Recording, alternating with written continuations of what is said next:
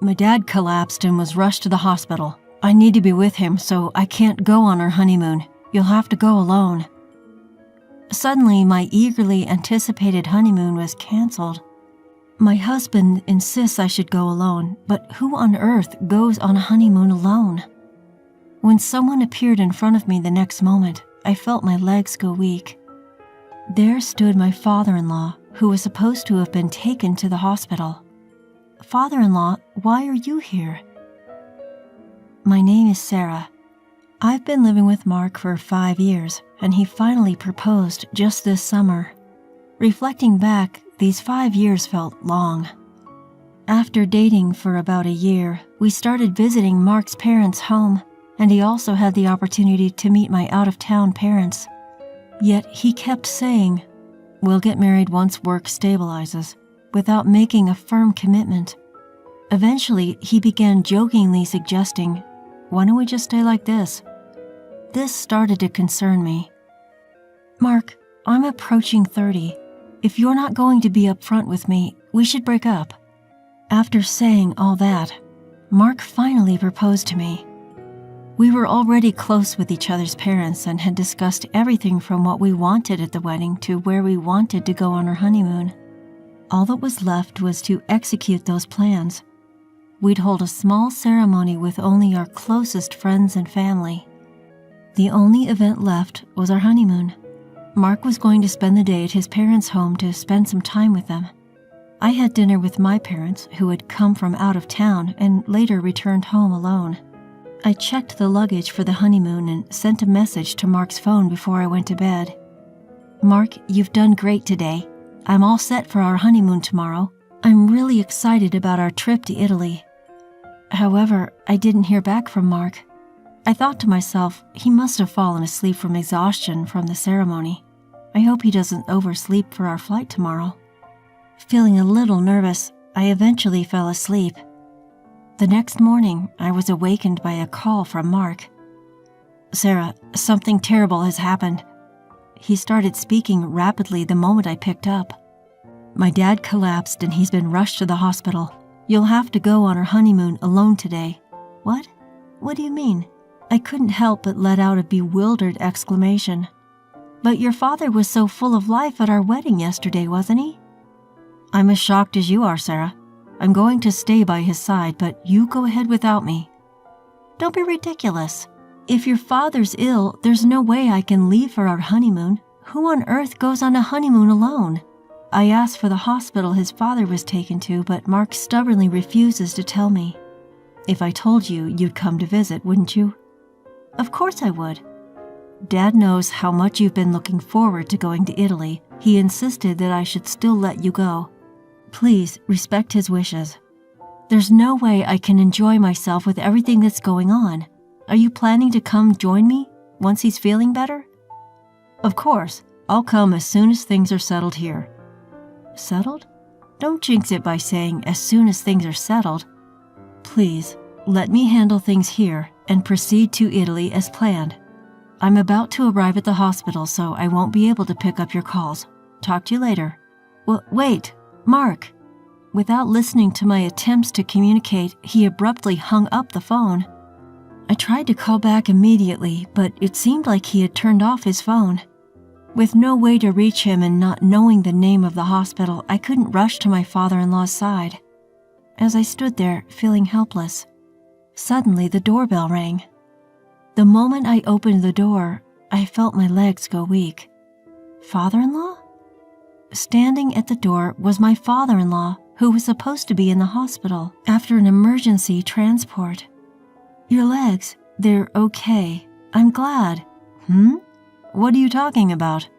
My father-in-law looked clueless as I made sure I was not seeing a ghost. "Are you feeling all right?" "Eh? Oh, I drank a bit too much at the wedding yesterday, but I felt great by the time I got up this morning. I'm definitely sober by now, and I was able to drive fine, so I came to pick you up after dropping Mark off." "After dropping Mark off?" "Yeah, you're going on your honeymoon, right? I dropped him off at the station, but then I realized I should have come to pick up you too. Let me take you to LaGuardia." I was quite confused. My father-in-law, who was supposed to be in the hospital, and Mark, who was supposed to be accompanying him there, and drop my son off at the station? Nothing made sense. That's when I realized something. My father-in-law mentioned LaGuardia. If we're going to Italy, we should be going to JFK, not LaGuardia Airport. You just said you'd take me to LaGuardia, but our honeymoon is in Italy. Oh yes, that's what I thought too. I was surprised when Mark told me this morning. We've changed at the last minute and decided to go to Alaska instead. Alaska? The more I heard, the more my mind was filled with question marks. Mark said, "We're going to Alaska." Yeah, he did. He left a note in the car.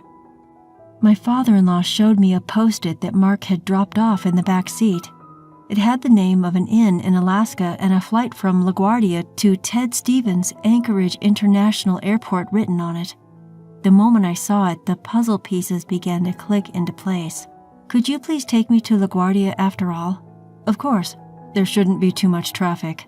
We'll probably arrive around the same time as Mark's train. Thank you so much. Throughout the journey, I couldn't help but reflect on Mark's actions up to now. Whether my hypothesis is correct or not will be confirmed the moment I find Mark at the airport. I thanked my father-in-law and headed into the airport. Near the check-in counter for the flight written on the post-it, I spotted Mark right away. He was arm in arm with a young woman, effortlessly selecting drinks together. I knew it. He had been cheating on me all along. The affair probably started while we were living together. His hesitation to get married was probably due to her. And not just having an affair, but going on a trip with his mistress on the day of our honeymoon. I stood defiantly in front of them. Mark, about to exit the store after buying drinks, saw me, and his mouth fell open. Sarah? What are you doing here? Right back at you. Why are you, who should have been at the hospital taking care of your father, at a place like this? I just came to do some shopping. Shopping? You came all the way to LaGuardia just to buy a bottle of water? Yeah, Dad was begging for some airport water. That's funny you say that because I was just with your father. Eh? Your father came to pick me up in his car. He seemed to be doing great, which was a big surprise. Oh, that's right. After our call, he suddenly bounced back. His vitality always amazes me. Mark seemed determined to stick to his lie. Amidst my astonishment, a thought crossed my mind. I want to witness the kind of excuse this man will come up with next. So, who is this woman right here? Where were you two planning on going? She's the nurse who was in charge of Dad. We're on our way to check out a rehabilitation facility for him in Alaska. This excuse is just too painful to hear. I was dumbfounded and I couldn't help but let out a sigh. Enough. Your foolish lies are giving me a headache. It's not a lie. She's really my dad's... Mark's words were cut short by a voice from behind. My what? When I turned around, there stood my father-in-law. Father-in-law? I thought you headed home. I noticed something was off with you, Sarah, so I parked the car and followed you. It seems like it was the right choice. With his father before him, Mark, realizing that his lies weren't working, was visibly acting suspicious. In response to his behavior, my father-in-law asked in a stern voice, So who is this woman? Just as Mark started fumbling for words, the woman beside him broke the silence. I'm Amy, Mark's girlfriend. Upon hearing this, Mark swiftly covered her mouth. Hey, what are you saying? You have to speak clearly, Mark. You don't love your wife. Hurry up and get a divorce with her. Wait, just be quiet. Why should I? You promised to leave your wife to be with me. Isn't that why you chose me over her today?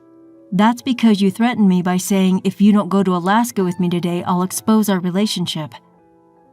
I see, so that's what it is. I coldly told him. So in other words, you were having an affair with that woman. Then Amy glared at me and retorted, It's not an affair. Mark and I are serious about each other. He never wanted to marry you. By this point, I didn't even feel like arguing. That's fine. Do as you please. Leaving the two of them there, my father-in-law and I exited the airport. It was 5 days later that Mark returned home.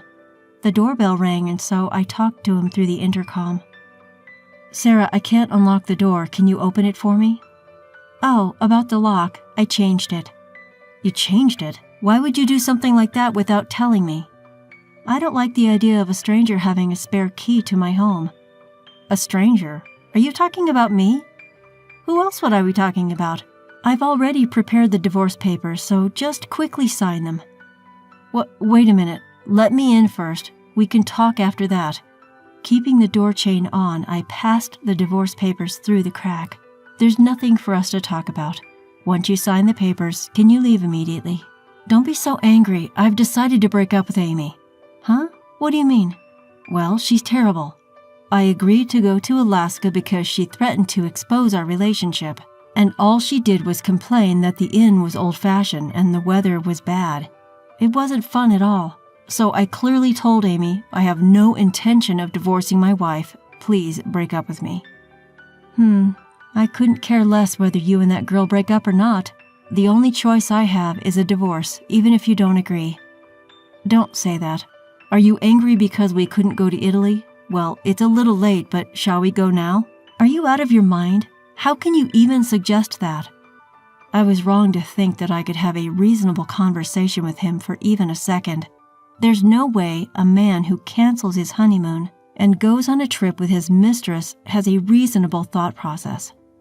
"Sign the divorce papers right here, right now. And also, sign this document." I handed him another document through the crack. "What is this document?" I had prepared this through a lawyer while he was away on his trip. It was a written agreement for the payment of alimony and the cancellation fee for our honeymoon. "Look, I'm saying I don't want a divorce. You're the one who wants a divorce, so why on earth do I have to pay alimony? I'm saying I want to give us another shot." Seriously, there's a limit to how much common sense you can ignore. It's evident that infidelity comes with consequences like this alimony. The decision to start over or not isn't yours to make, considering you're the one who cheated. And what's this cancellation fee about? We don't get a travel fee refund because we canceled our trip on the day. Since it was you who caused the cancellation, it's only right that you pay for all of it, isn't it? I told you go alone. Not going was your decision. How could I possibly go on honeymoon alone? Not only that, but you also lied about your father being critically ill to cover up your affair. There's no way I could have gone in that situation. Well, I really wanted to go to Italy with you too, but I was threatened by Amy and had no other choice. You wouldn't want your husband to lose his job because he's exposed at work, would you? She threatened to expose you at work?